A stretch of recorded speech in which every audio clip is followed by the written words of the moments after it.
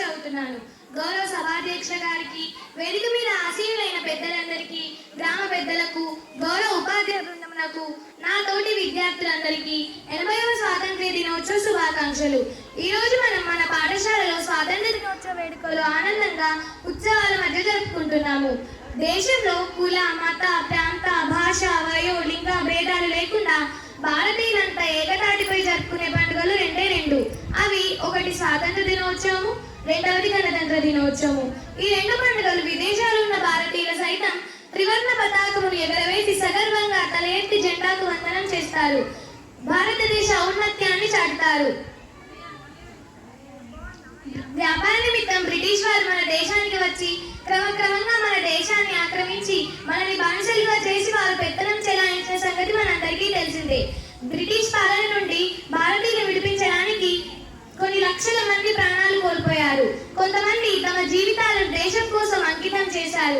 అలా 1947 ఆగస్టు 17న మన దేశానికి స్వాతంత్ర్యం వచ్చింది.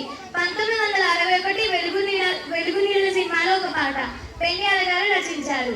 పాడవోయి భారతీయుడా, ఆడి పాడవోయి విజయ గీతిక,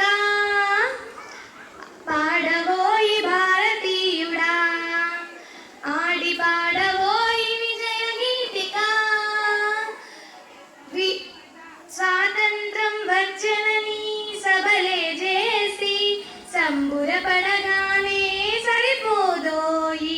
స్వాతంత్రం వచ్చనని సబలే చేసి సంబురపడగానే సరిపోదోయి. సాధించిన దానికి సంతృప్తిని పొంది అదే విజయం అనుకుంటే పొరపాటోయి.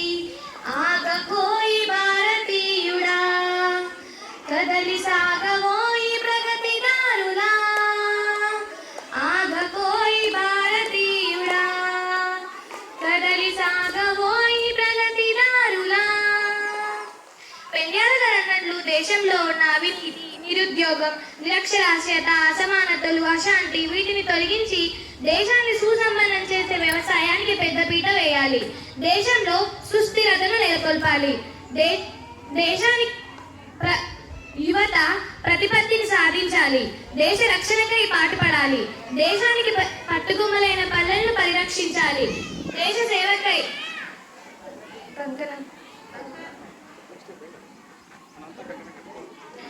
ముఖ్యంగా మనలో ఉన్న స్వార్థాన్ని విడనాడాలి.